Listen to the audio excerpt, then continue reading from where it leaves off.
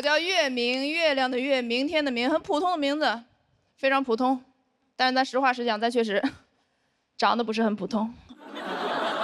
他们说我有明星脸，说我长得像德云社的烧饼。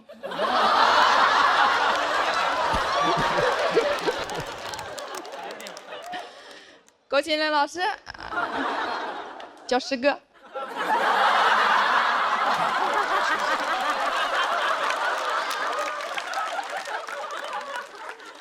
确实有点不礼貌了啊！其实我因为长相这个事情单身了很长一段时间，但是现在大家不用担心啊，现在有男朋友了。我男朋友是我合租的室友，我觉得他是自愿跟我在一起的。我们合租了很长一段时间，合租了能有小1年的时间。这1年时间里，我们俩没有任何情愫，甚至互相厌恶。但是为什么突然在一起了？非常狗血，因为我看见了他不穿衣服。我俩不是变态啊！那天确实回去的有点晚，我4、5点钟才到家，他睡得也晚，他以为我夜不归宿了啊，是个野女人。他就没带衣服，放飞自我，去洗了个澡。我家那个室内结构非常奇怪，那个浴室门呢，它正对着大门。我进去的时候，他出来，接下来就是我定在原地，他躲回浴室。开始尖叫，他在那喊：“我脏了，我脏了！”我哪儿脏了？挺白的呀。不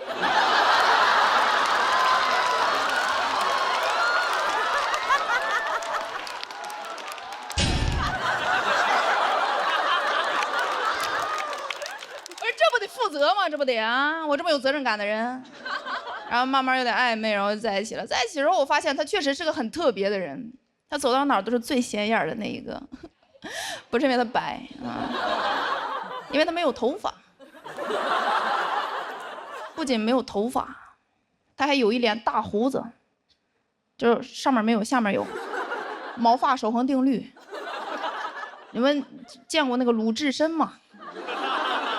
长成那样，他长得挺吓人的。但是他其实是个很温柔的人，他是很敏感、很温柔的人，而且不太善于跟人发生冲突。但是他确实吓着过人，吓着我邻居。我邻居是一个主播，非常勤奋，每天半夜在隔壁学青蛙叫，就那个点儿青蛙都不叫了。男朋友忍不了，直接走到他们窗户底下，啪就把窗户打开了，就这么盯着他们。我跟他一起去的，我说你看啥呢？他说我就看他们怕不怕进蚊子。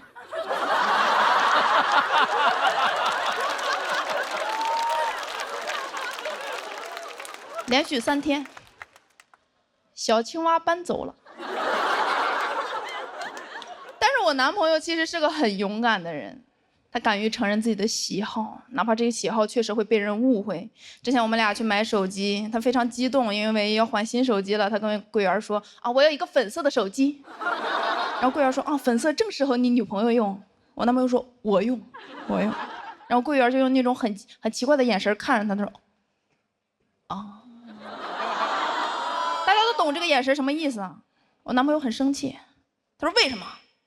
为什么直男不可以喜欢粉色？为什么？”然后看着我说：“宝贝儿，你看看他，你看看他，我要粉呐！”我说3分钟之内我要你们店里最好的粉色手机，最好的。没看我宝贝哭了吗？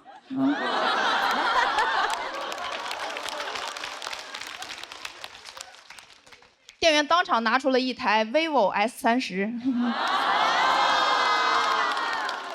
粉色青春洋溢 Live Photo 神器，最适合记录我男朋友的梨花带雨时刻。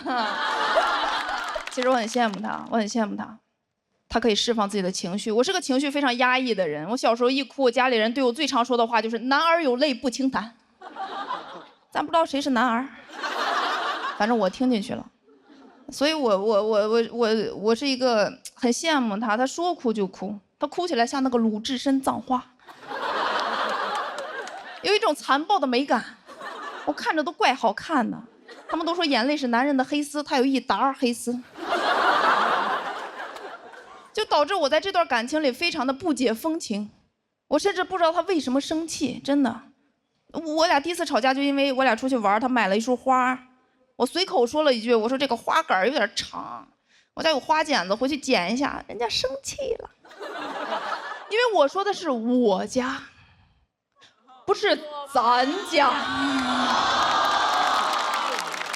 他说我觉得你把我当外人，然后就像个竞走运动员一样冲出去50米，回头发现我没有追他，然后他像一个狂暴的鲁智深站在马路中间开始骂我：岳明，你个丧良心的，我觉得你根本就不爱咱家。我说这个男的有点意思，有点意思啊。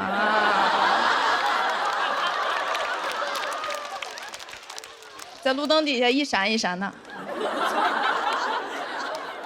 但是他哭得太厉害了，我觉得我应该安慰一下他。我说你别哭了，别哭了，男儿有泪不轻弹。他说那我就不是男儿。我说，我当年怎么没想起这句话来啊？但是我男朋友其实很好，家里头很多事情都是他在做，媳妇做饭照顾我，他做的都很好。又能收拾家里，又能收拾邻居。我觉得这种男朋友还是不错的。但是很多朋友还是会跟我说，他说他赚钱的能力很差呀。我说赚钱能力不能放在我身上吗？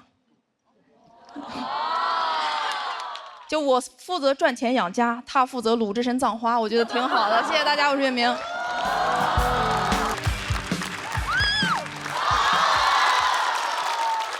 今天又被骗了啊！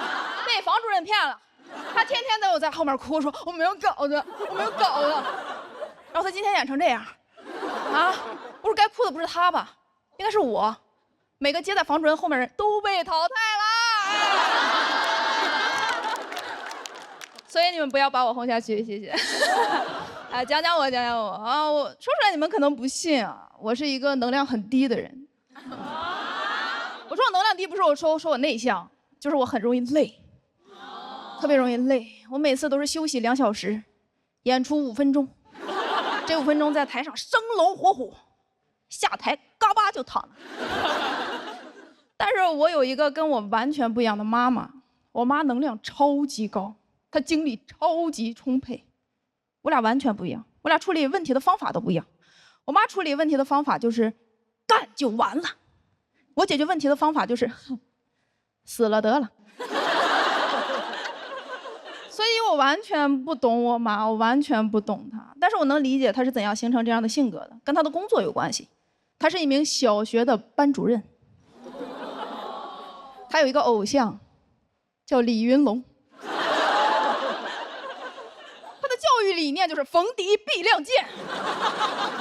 每个学校都有打扫分担区的活动。我妈的班级如果领到那种特别不好的那种打扫工具，他就会给他的学生们做扫前动员。他说我不管你们用什么办法，去给我找工具，哪怕去偷。去抢！我要你们20分钟内把这里打扫干净。这就是我的妈妈，一个有洁癖的土匪头子。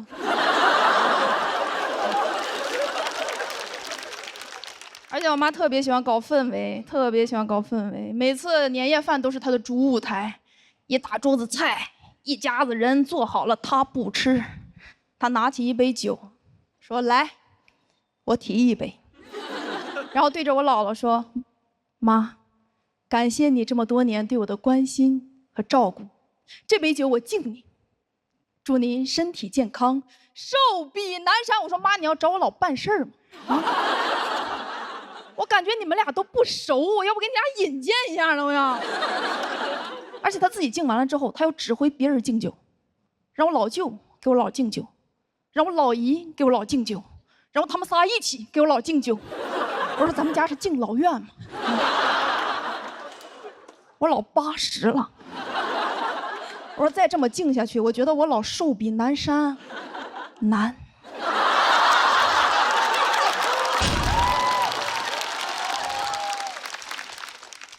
北海北海有老墓碑，起低了。我喜欢。我就跟我妈说，我说妈别敬了，我觉得我老脸色都有点难看了。我妈说能不难看吗？你还没给姥敬酒呢。而且我妈不仅自己搞氛围，她还拉着我一起搞氛围，让我在年夜饭桌上表演节目。你说小时候表演就表演了，长大了也表演。我说实话，朋友们，我的亲戚朋友们平均年龄40、50岁，我学幼师的。我给他们演什么？我说让我看看是谁的老眼睛没有看老师啊！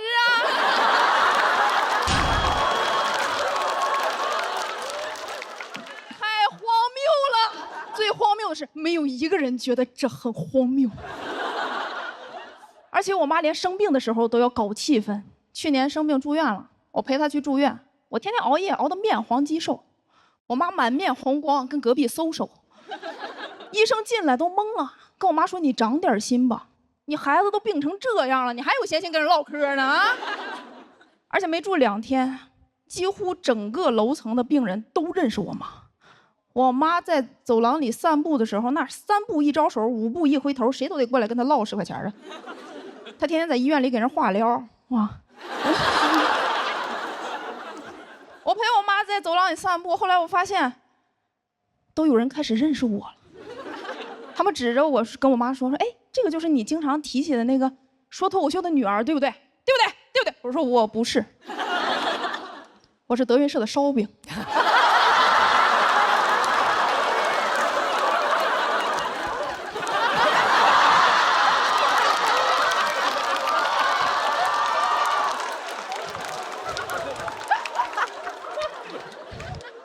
我知道这段脏，但是我喜欢。后来越来越多的人开始认识我了，他们直接都不叫我，他们直接上来就跟我说：“演一个，大方的演一个。”我说：“让我看看是谁的老眼睛没有看老师啊！”荒谬！我为什么今年想上节目？我就是希望以后再有人让我演一段的时候，我直接把这个视频怼到他脸上，就放刚才那一段。这一段，而且这些我都能理解啊，这些我都能理解。我唯一我不能理解的是，我妈她自己做完手术之后，她要操心别人的手术，我无法理喻。就人家有家属，有主治医生，她在那儿指挥人家，说你抬头，你抬脚，你扶腰，放这个床上，运动啊！我那个时候我非常生气，我非常生气，我对着我妈。漂亮！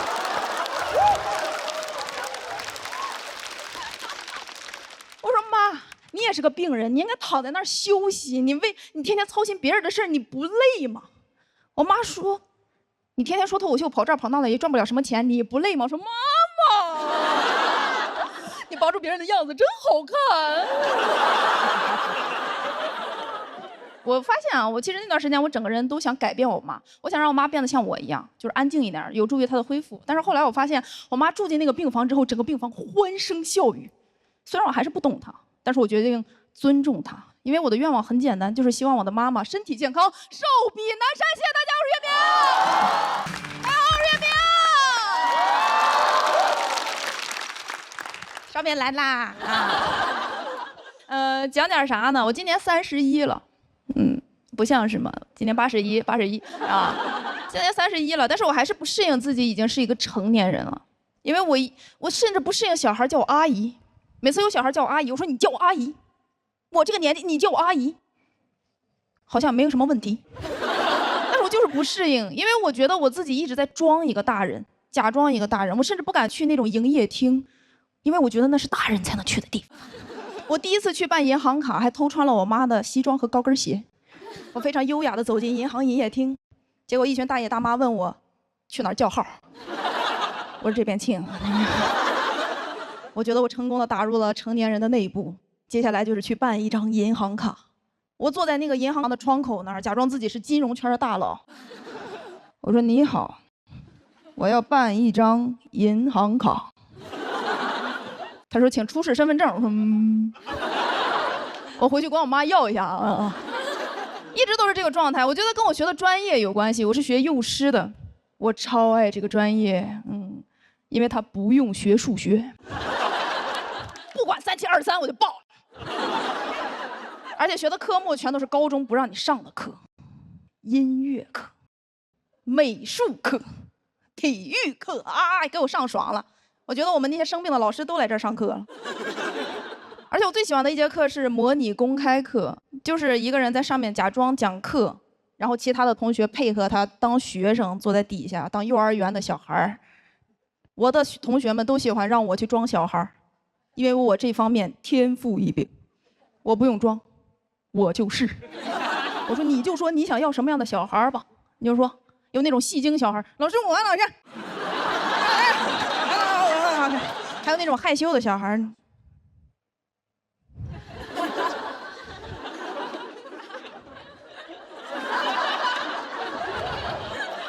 我说我想上厕所，现在不想。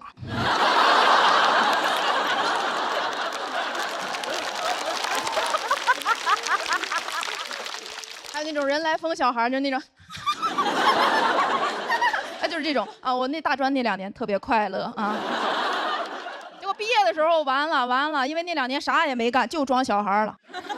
我说这能找着工作吗？这结果学校非常贴心，给我们准备了校招，就是全国各地都来我们学校招老师。我不想当一个普通的幼师，我想当那种特长班的老师，但是只有一个特长班在上海，就那一个学校。我说我就去上海，我全名杜月明，听名字就知道，我一定会在上海闯出一片天。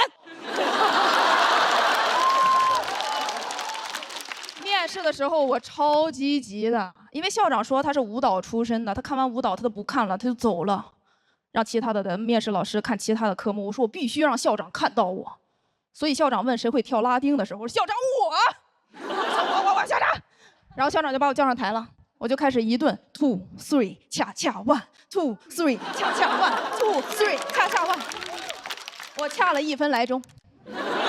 校长说你就会这一个动作是吗？你就说我会不会吧，我还会跳街舞。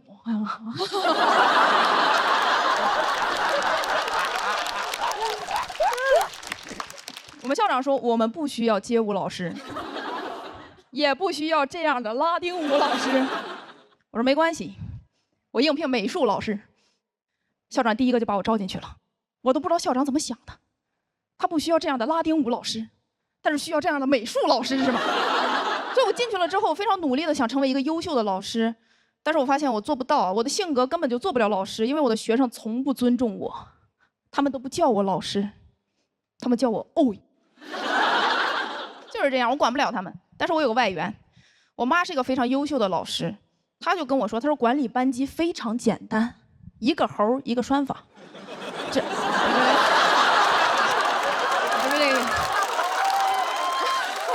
一个猴一个栓法，然后他说你只要把班里最淘气的那个管住了，这个班你就管住了。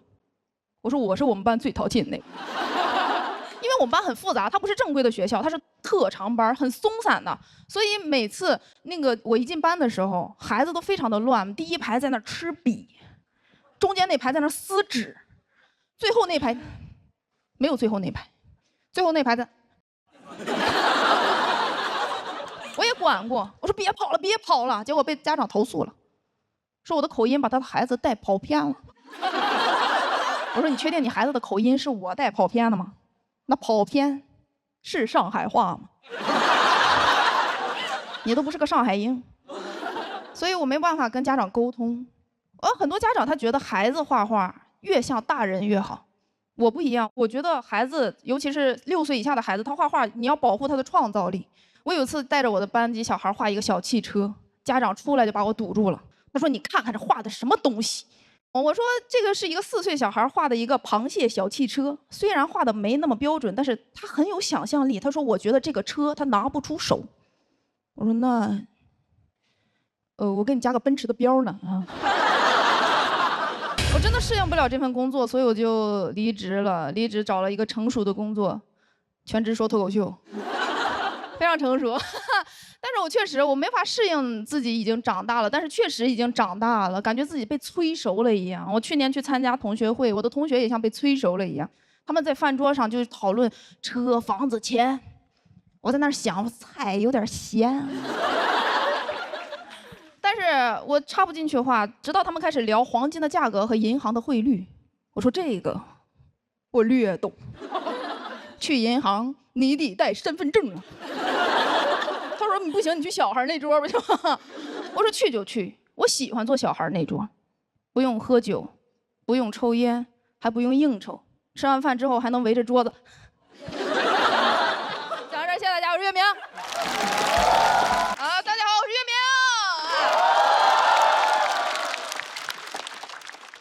你知道你们刚才喊冠军的时候我多崩溃吗？你们笑得越大声，我越笑不出来。我说实话，我选他们俩啊，单纯就是因为我这个人太容易相信别人了。他们一个天天在朋友圈焦虑，一个天天跟我说我稿子不行，我稿子不行。我感觉我都信了，就我信了。他不是稿子不行，是我脑子不行呀。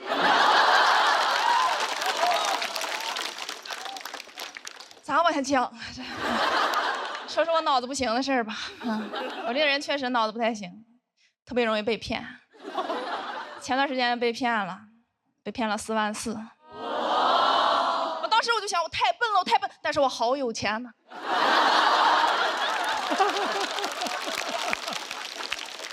太有钱，4万多啥没干，就换这么一套段子。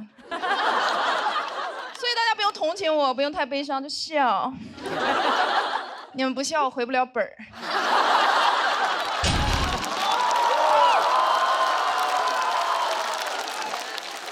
其实这个事儿对我来说已经过去了，我为什么想说？我就是希望能帮一个是一个。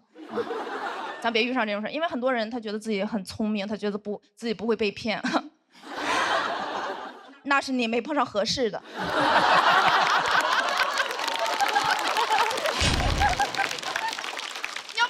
真命骗子，哎呦我的天哪！咔咔给人打钱，太上头，我就是碰到真命骗子了。那个骗子就在微博上冒充我一个在埃及旅游的朋友，管我借钱买回国的机票，要1万8。我真去查了，真是1万8。他没有骗我，所以二话没说就把钱给他打过去了。我还跟他说，我说赶紧抢。特价票不好抢。结果过了一会儿，他管我要第二笔钱要2万6。我说你不会被骗了吧？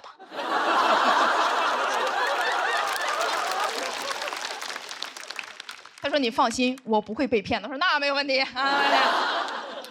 我说那这2万6是什么钱？他说刚才抢经济舱没有抢到，想升个舱。我就说特价票不好抢。我二话没说就把钱给他打过去了。我说这次可不要抢不到了哦，小笨蛋。结果过了一会儿，他管我要第3笔钱，要3万。那个时候我已经没有钱了。我说这个又是什么钱？他说是托运费。我说托运木乃伊也要3万。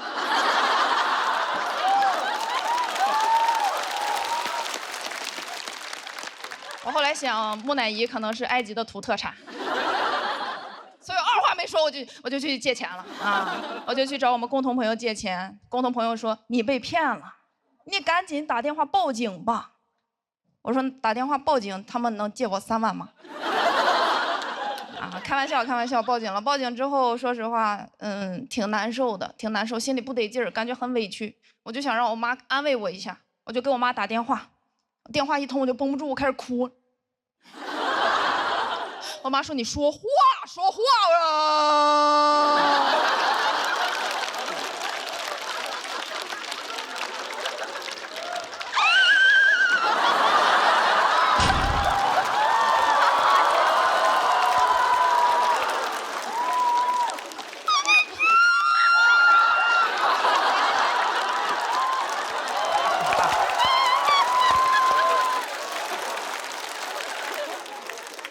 我妈说：“你把水壶关呀。”这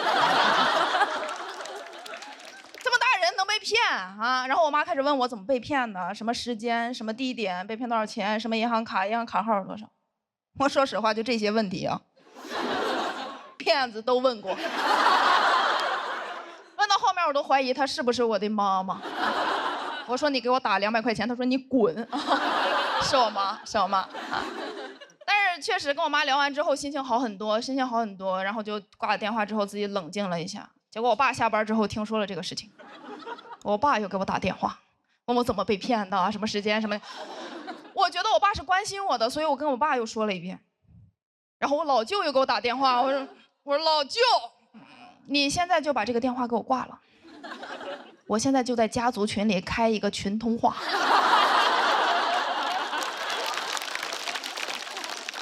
我再说一遍，最后一遍，你把这遍给我录下来，你去给我姥爷上坟的时候给他再放一遍。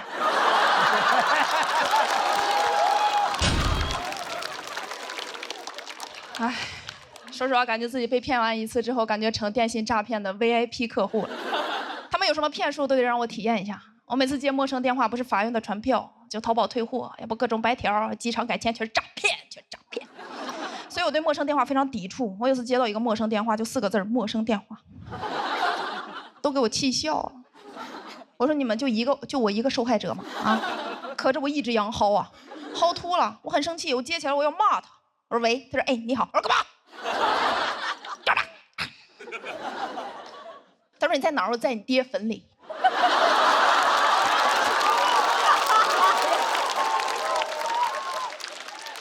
我说来，我弄死你来。他说妈，那你这外卖给放哪儿？对不起啊。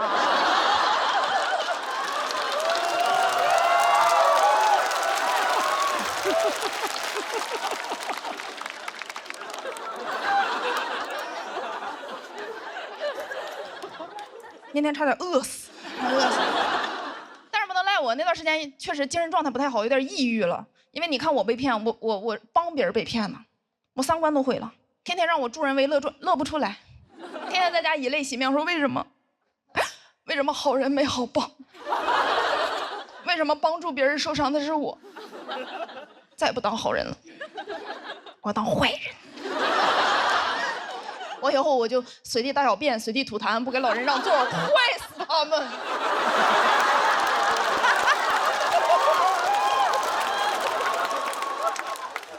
我说实话，那段时间我觉得我的善良一文不值。我朋友说值44000呢。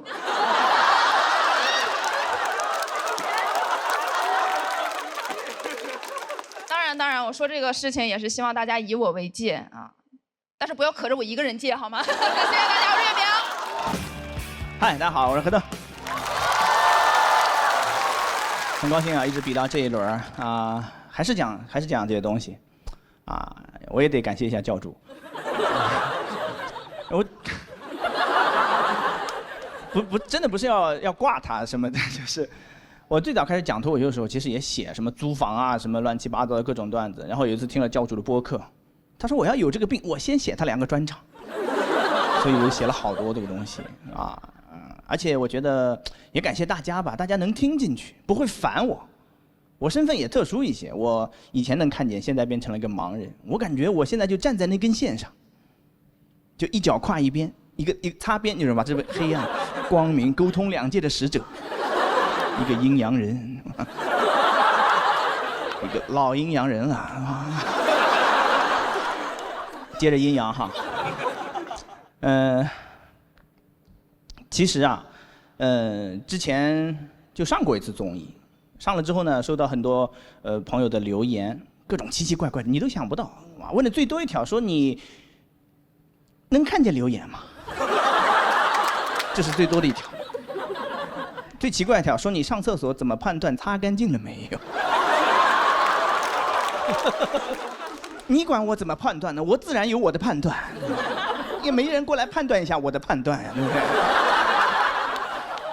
我完全不会觉得冒犯，我很清楚，大家生活中没怎么见过盲人，不可能说你头30年人生没见过，今天第一次碰上一个，你就天然的掌握好这个尺度，边界在哪里，什么话能讲，什么不要，不会的，你没有接触过，没有练习过，不要紧张，没有任何谴责你们的意思，因为沟通它是一个双向的过程，不光你们不知道，盲人也不知道怎么跟普通人打交道，你想想看，你没有见过盲人，盲人更没有见过你。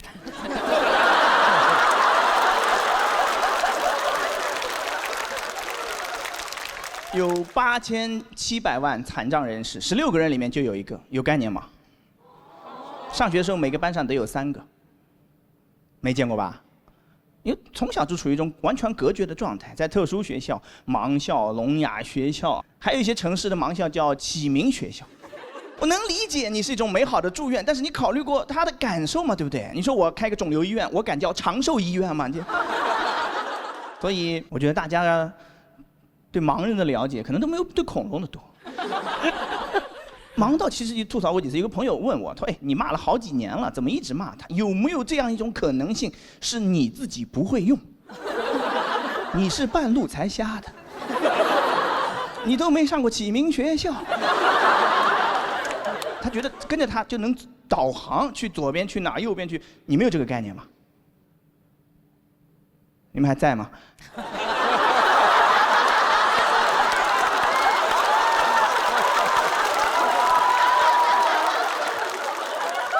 不要这么沉重，说了不会骂你们的，是吧？啊，做不到的很简单，它就2种，一种是条形的，就告诉你直走，放心的往前走，对吧？但是没有一个人敢放心的往前走，只要磕过一次，你这一辈子都不可能放心的往前走。还有一种是点点，点点知道是什么吗？停。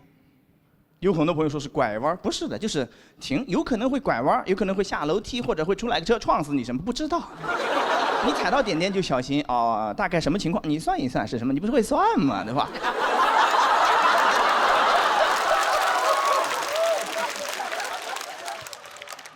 我觉得盲道唯一还能有点用的，可能就是教育作用了，跟恐龙化石起到一样的原理，就教小朋友来，这是给盲人走的道，虽然你没有见过，但是证明存在。小朋友说为什么没见过？你不着急，你到爸爸这个岁数，腰椎间盘突出，你去按摩就见到了，全是。前2天有个新闻，不知道你们看到没有？就是马斯克那个脑机接口的公司，开发了一个芯片，就连到大脑上，就可以让盲人恢复视力。有看到过这个那个吗？有。啊，估计能弄出来，让过个10几年之后，没准实现了之后，所有的盲人都被治愈了，也算是消灭了盲人吧。但到那个时候，我觉得现在遭受的苦难啊，什么做的这些事情都会被忘掉的。因为我对人性的非常了解，就是历史是胜利者书写的，你都灭绝了，不会有人再说你好话的。你想想看，恐龙灭绝了，现在说什么？说恐龙脑容量小。我太了解普通人了 ，AKA 贱人，是吧？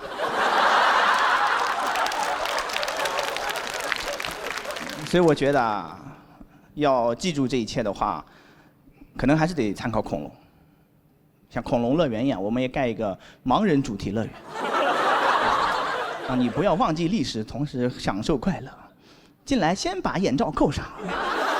没有见过导盲犬吧？来，旋转木狗给你安排。VR 电影去过迪士尼吗？飞越地平线、禁忌之旅就那个一模一样，我们也会主题换一下，海伦凯勒的一天。1天不过瘾 Pro 版，假如失去3天光明。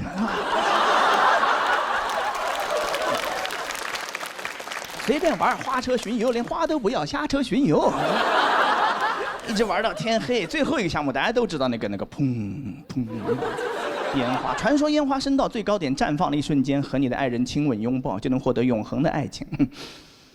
没有人能在盲人园获得永恒的爱情，没有人能找到最高点。听见声音再亲就来不及了。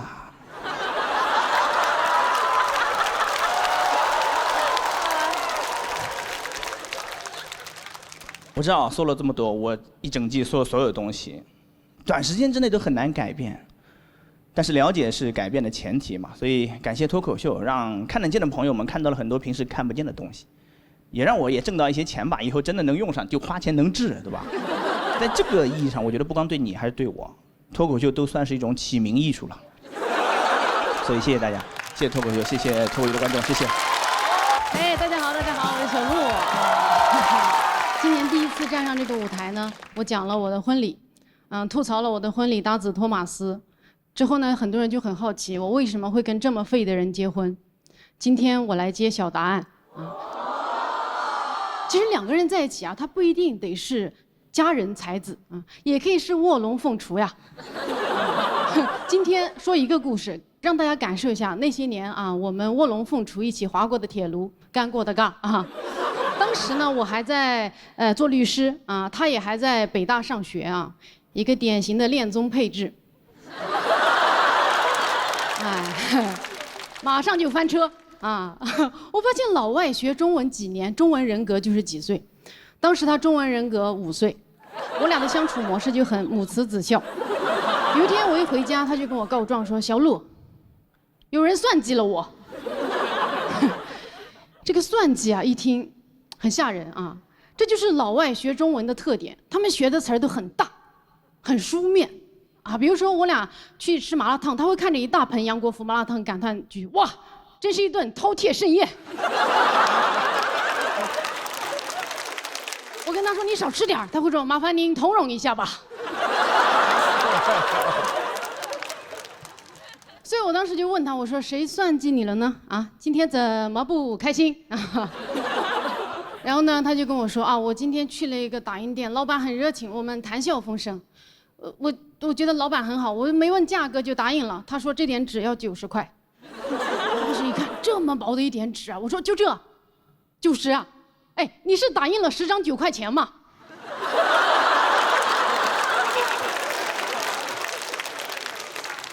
他说：“你在冷嘲热讽吗？”我说：“对呀，你不问就打，现在钱都付了，告诉我有什么用？怎么我是还能去帮你把钱要回来呀？”他说：“可以吗？你不是律师吗？”我说：“啊，呀，也行吧。那这样明天我们去要钱吧。”他说：“啊，我也要去吗？你可以自己去吗？我需要去北大上学呀。”我说：“啊，什么意思啊？明天你去 PK University， 我去 PK 打印店老板。”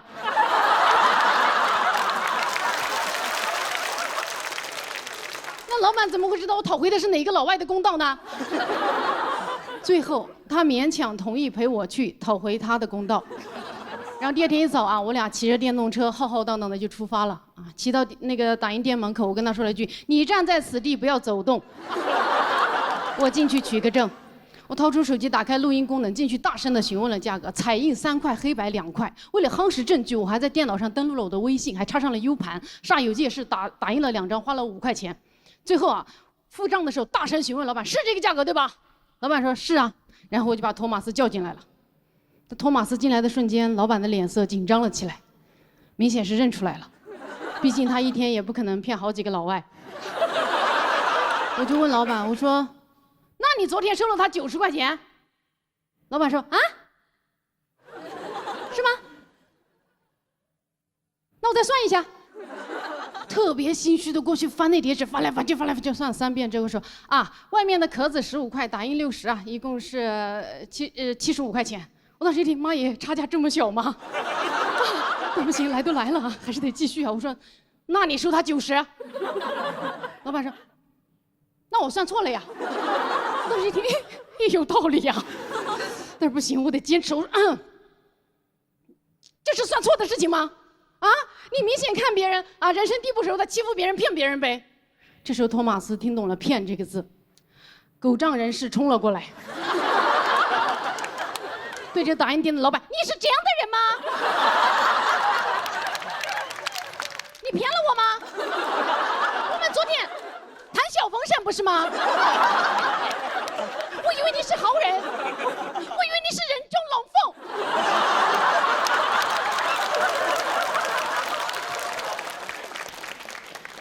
一瞬间，维权的气势完全垮掉。打印店的老板呢，也敏锐地捕捉到了托马斯是个智障，气焰更嚣张，说：“喊什么？我不就算错了，把钱还给你不就完了？”然后啪就拍了15块钱在那个桌上。我当时看着那15块，心想：妈耶，我气势恢宏的维权就到此结束了。不行，我得升华一下。我说：“这是钱的事情吗？啊，刚才跟你所有对话我都录音了啊，就需要些举报，你一举报一个准啊！我可是做律师的。”老板这时候呢也怂了，但他还是强撑着说：“你是做什么的？我都算错了。”我说：“我懒得跟你掰扯这几块钱的事情啊，自己坑蒙拐骗，我真正为你这个行为感到羞耻。”说完，赶紧拉着托马斯走掉。在他下一次发言之前啊，你们现在肯定心里还在想尬点在哪里是吧？还没到。我俩走出了那个打印店，我整个人就很沮丧。我心想，妈耶，律师身份都亮出来了，干回来15块钱，啊，好丢人呐！啊！但是我这个气儿也没处撒，我只能委屈的跟他骑着电动车回家。我们俩骑回家的路上，我突然意识到，哎，托马斯2只手都紧紧的抓着车把。我说等一下，你打印的那些签证材料呢？在你哪一只手里？托马斯啊，还在打印店里。我说那怎么办？他说那我们，我说没有我们，只有你自己，我们回不去了。托马斯啊，你不回去吗？可是我的中文不好呀，我跟他们吵架，他们会瞧不起我，还不给我。我又只能硬着头皮陪他回去。但我一进那个店啊，我就在那假装若无其事说啊，刚才那个东西没有拿。老板态度特别恶劣，说这没那东西。我一看东西没了，托马斯急了，稍微体现出了一点担当啊，他冲进来去那个垃圾桶里开始刨。这时候打印店的老板娘就飞过来跟我说：“哎呦，找什么找人？什么东西拿东西？我们这没有那东西啊！”那个东西对我们特别重要，你如果没拿，你把监控给我调出来，我看一下。打印店老板儿子跟我说不调，我说哎呦不调是吧？行，那我现在就报警。就在我说完这句话的瞬间，我的脑子叮的响了，说：“阿姨，我们电动车是有后备箱的呀。”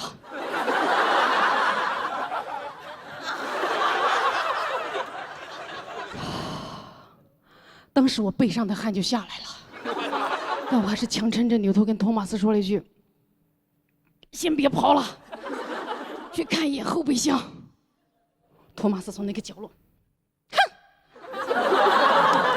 出去了，剩我一个人站在那个店里，举着那个手机，跟人家一家3口八目相视，度过了我人生中最漫长的10秒。10秒钟之后，托马斯回来了，手里拿着那叠材料，还说了一句：“哈哈，在。”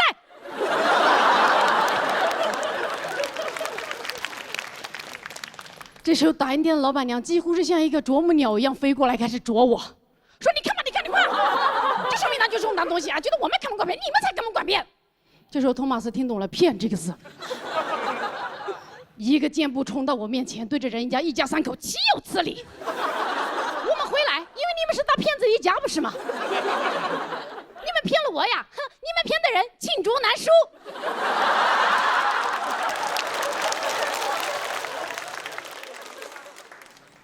Enough， 毫无帮助。我当时腿也开始抖了，但我强撑着自己最后一丝尊严，跟人家一家3口说：“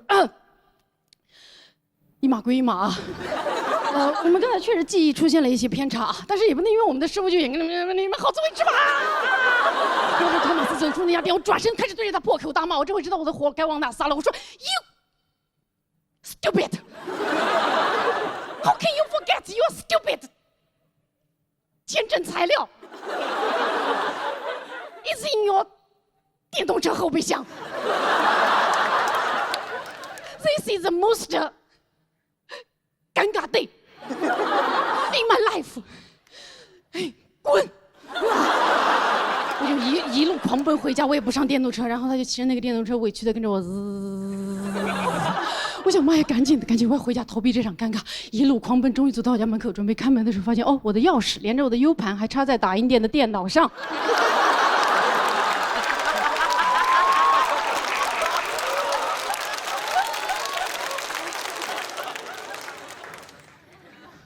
那一瞬间，我连站都站不稳了。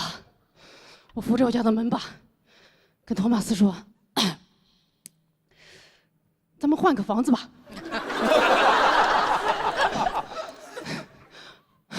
我们真的回不去了。但是你可以。中国有句老话，洋相还得洋人出。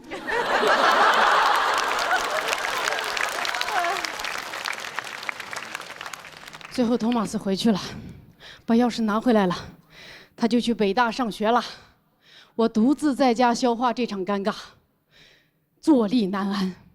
在家里待着待着，15块啊，调监控啊，哎，不行，我不能活人不能被尬死，我得把我的尴尬发散出去。我开始发信息跟我的朋友吐槽这件事，说哇，好丢人呐！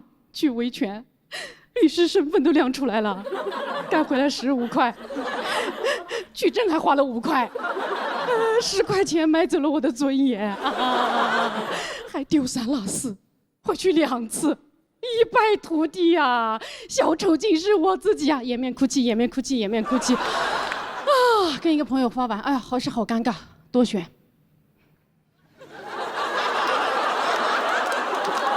逐条转发给另一个朋友。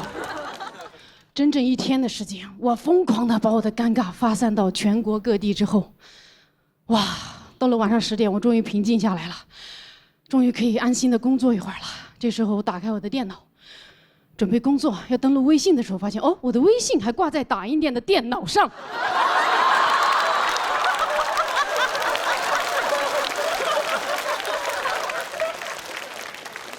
也就是说，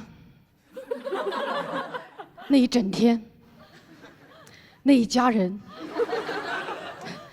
目睹了我的整场表演。一家人围坐在电脑面前，看我直播，还评论我。那都是这么尴尬呀！哎呦，还真是律师呀！哎呦，难怪脸都绿了。哎呦，这对卧龙凤雏啊，尬到在家里掐人中了吧？掐成人中龙凤了，尬得罄竹难书。哎呦，真是一场饕餮盛宴呀！好，谢谢大家。什么氛围？这又不是悲剧之王，开心一点。刚才陆姐讲多好啊，对吧？我呢，其实台下呀，节目播出之后，很多人给我发私信，很多人就说：“哎呀，付航，我上大专了，我该怎么办？”我就给大家一个一个回复，我说：“兄弟，你的人生还没开始，你的人生还没开始，你的人生还没开始。”但是见到最有意思的一个，就是前2天收到一条私信，他说：“航哥，怎么去你的大学？”他说：“哎呀，做人类好累呀，永远要分1、2、3本，人还分3、6、9等，做动物就好了，不分阶级，没有烦恼。”不是的，动物也有。我看过泰国当地一个新闻，当地的农民训练猴子上树摘椰子。摘完了放进马车里，农民驾马车，猴子扒马车，非常开心，就是，你看，非常和谐的画面。动物保护组织不乐意了，过去谴责说：“为什么要让动物工作？为什么要让动物工作啊？”啊，农民就道歉啊，农民懵了，猴也懵了，啊，猴就，当然最懵的不是农民，也不是猴，是马车前面的马。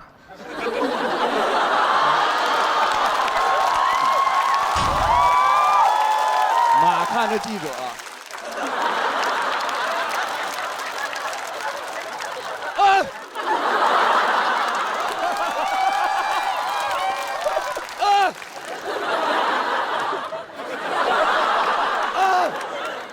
农民说：“哎，对不起，不应该让我的动物工作。”马说：“我，你，马。”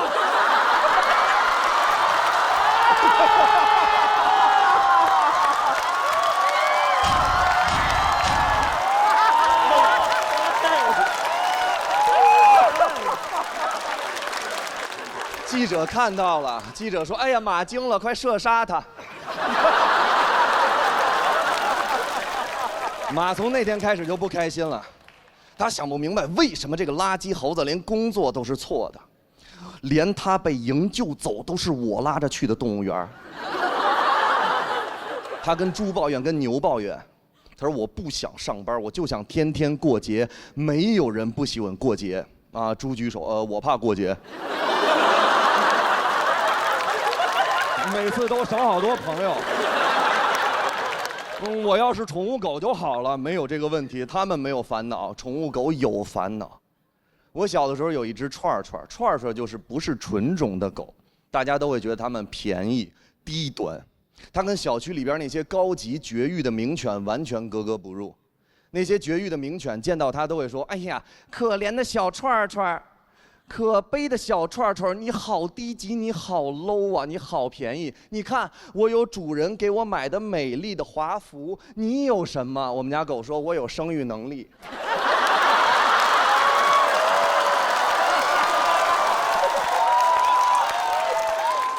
它已经离开我了，但是我一点都不难过。因为我知道，只要我记得他，他就永远陪在我身边。但是他一辈子都不明白，为什么有的人类第一次看到他就讨厌他，就是因为他是一个低级的串串。猴也有烦恼，大家老觉得呀，猴没有烦恼，猴的烦恼没人懂，我懂。只要不工作的猴子都得给人类表演。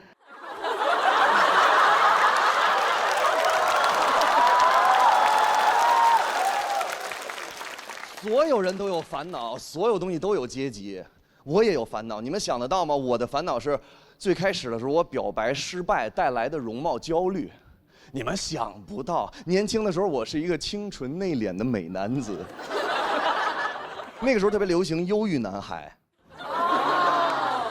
对，那时候只要你一忧郁，别人女孩就想拯救你。90后都应该知道，当时我上网搜忧郁男孩表白攻略，非常简单。你说你有罪，你知道吗？女方说不知道。你说你偷走了我的心（括号你们俩幸福的在一起）。我说有点东西。我看着我们班女同学，我说你有罪，你知道吗？她看着我说我杀你爹了。你有病啊！你要学忧郁，看看人家台湾偶像剧里《流星花园》里边的花泽类，那才是忧郁美男子。我去看了台湾偶像剧，花泽类站在天台上看着杉菜说：“喂，不要哭了，想哭时候你就倒立，那你眼泪就不会流下来了。”我懵了，我说太酷了。看到女同学一要哭，我也想说同样的话，一紧张说错了。我说喂。想哭时候你就翻跟斗，所有同学那样你的眼泪就被甩干呐。我只能看中文版，看不了其他的国文，因为泰版翻拍了《流星花园》，也是俊男靓女，非常帅气，我实在看不进去。非常帅气，到天台上，花泽类看着杉菜，喂，讲咩食雞？廿兩係嚟。实在看不下去。你知道舔狗呢就是犹豫，我到最后毕业之前还没有表白，最后鼓足勇气给他写了一首情诗。我说给你写了一首诗，可以读给你听，向你表白吗？他看着我说：“嘿，你别说啊，富航，你还真别说。”我说：“你也喜欢我的文采？”他说：“不是，我的意思是别说。”我说：“哈哈，真心话大冒险。”一转头，操场就我一人。那时候的男孩都是这样硬撑。我说：“那你不喜欢我哪一点呢？”他说：“我不太喜欢那种黑黑的、长得像猴的男孩。”我说：“谢谢你，祝你幸福。”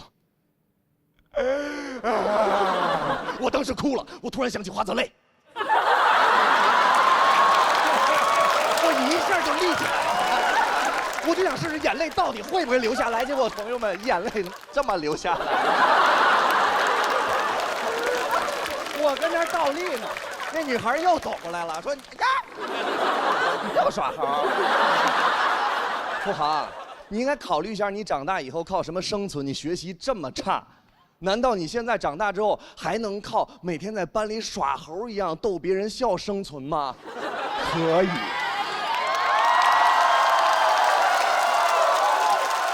当时我以为他在拒绝我，殊不知命运的齿轮已经偷偷开始转动了。但是我内心还是特别难过，因为我失败了，我表白失败了，我就太痛苦了。朋友看我太难过，带我去玩了一个类似剧本杀的剧本，是角色扮演的，每人一个本，翻过来才知道自己什么角色。我一翻，舔狗 A。我读那个剧本，每天给女主角写情诗。我说：“哎呀！”我看着那女主角眼泪下来，我说：“你知道吗？我是你的舔狗。”那女孩看脸自己剧本啊，我的剧本里根本没有你。这就是真相，朋友们，我悟了。舔狗永远读不了女神的剧本，但是我又触底反弹了。舔狗的剧本里，舔狗才是主角儿。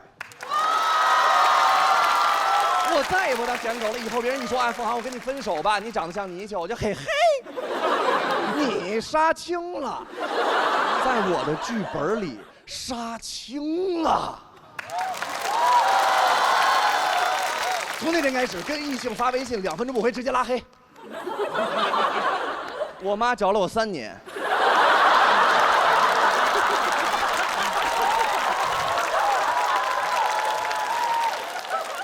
我表面装作坚强，我说：“哎呀，爱情嘛，算什么，对不对？”但是我内心里边容貌焦虑还是深深刻在我身上。有一次我在家里太难过了，我哭了。我突然想起他说我黑，我就特别认真，我想看看我妈妈会不会骗我。我说妈，我黑吗？我妈说儿子你一点都不黑，你就是有点暗。我说连您也这么说我。我就去地铁环线来回坐，哭得满脸都是鼻涕眼泪。我去男厕所拿免费的卫生纸，我就跟那过来一个女的清洁工大妈，小伙子你要上吊啊？我说上不上吊另说，你跟我为什么会在这里相遇呢？这不是男厕所吗？男女授受不亲，您这个应该懂吧？他看着我就是老年人标准那套，就是我能当你奶奶？我什么没见过呀？你个小黑鸡崽子！我说你还给我起日本名儿，小黑鸡崽子。真的，当时容貌焦虑又触底反弹了，朋友们。我突然发现，我永远没法改变别人怎么评判我的容貌，啊，我只能自信起来。从那天开始，我接受了，我就长这样，满脸痘坑，大鼻子，一眼大一眼小，但没问题，我就是我。你觉得我长得帅，就是我给你的福利。你觉得我长得丑，就是我给你的惩罚。我就是我。但是我一直不相信会有女孩爱完全的我，直到我遇到了一个女孩。那时候我刚穿上保安制服，我穿上保安制服，所有的同学看我，付航，我就 yes sir， 付航，我 yes sir， 我看着那个女同学，我说 yes sir， 好笑吧？她看着我说，我觉得你穿什么都很帅。我说 what？ 不好意思，女人，我可能爱上你了。她一下就笑了，她就嘿，就跟没就笑了。她一笑，我说这女人竟该死的甜美。我说我会娶你的。她看着我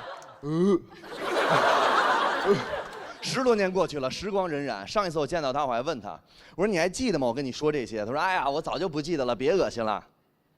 但是付航，你要记得早点回家，我在家里等你。